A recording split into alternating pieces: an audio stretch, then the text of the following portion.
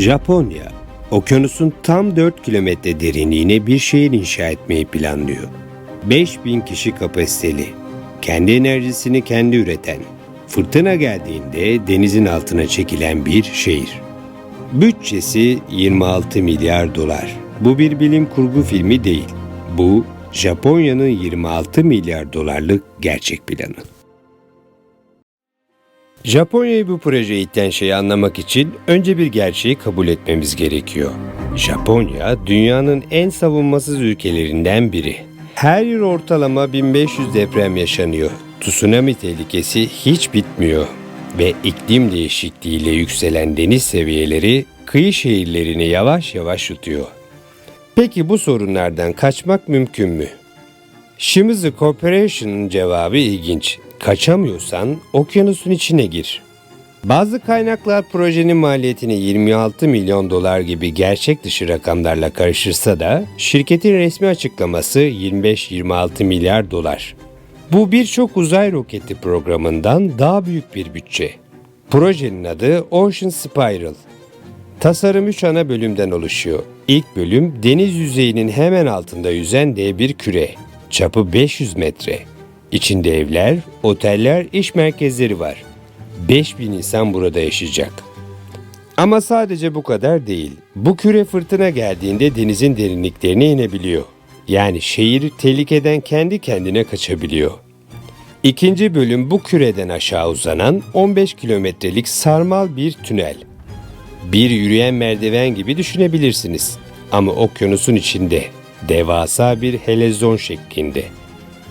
Üçüncü bölüm denizin tam 4 kilometre derinliğinde, okyanus tabanında bir fabrika.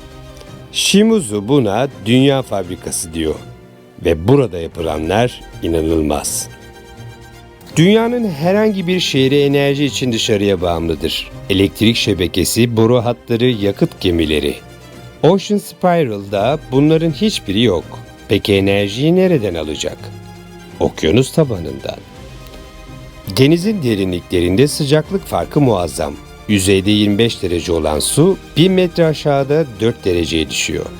Bu sıcaklık farkı okyanus termal enerji dönüşümü OTEC adı verilen bir yöntemle elektriğe çevriliyor. Yani bu şehir okyanusu bir pile dönüştürüyor. Ama bu yeterli değil.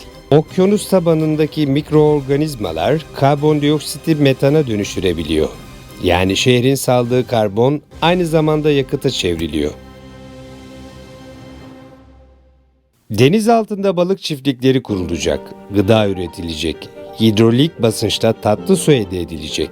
Kısacası bu şehir, okyanusun kendisini bir güç santraline dönüştürüyor.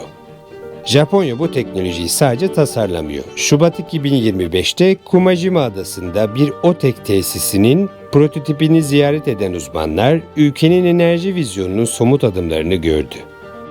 Tabii bu noktada şunu sormak gerekiyor. 4 kilometre derinlikte bir fabrika nasıl inşa edilir? Hiçbir dalgıç o derinliğin onda birine bile inemez. Shimizu'nun cevabı robotlar. Yapının tamamı dev endüstriyel 3D yazıcılarla üretilecek reçine bileşenlerden oluşacak. İnsan eli değmeden, tamamen otomatik sistemlerle okyanus tabanında monte edilecek. Shimizu bu teknolojiyi 15 yıl içinde hazır olacağını söylüyor. Yapımı ise sadece 5 yıl sürecek.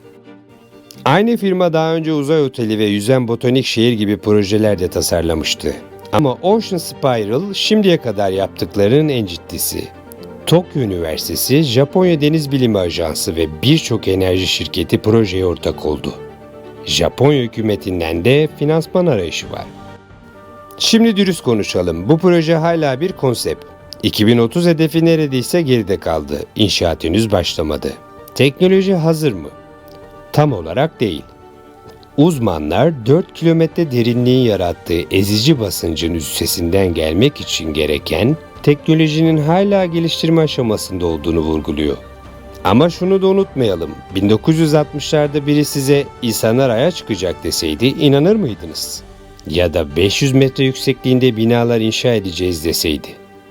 Okyanus tabanı insanlığın son keşfedilmemiş sınırı. Uzaydan daha az biliyoruz orasını. Ama iklim değişikliği hızlandıkça, kıyı şehirleri tehdit altına girdikçe insanlığın deniz altına bakması kaçınılmaz hale geliyor. Unutmayın, bugünün bilim kurgusu yarının mühendislik projesidir. Ocean Spiral bugün bir hayal olabilir ama 50 yıl önce yüzen şehirler de öyleydi.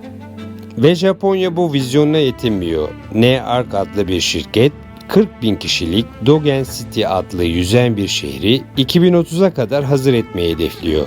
Yani okyanusta yaşam fikri giderek daha somut hale geliyor.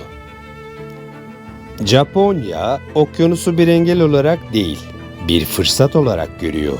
26 milyar dolar, 5.000 insan, 4 kilometre derinlik ve belki de insanlığın geleceği.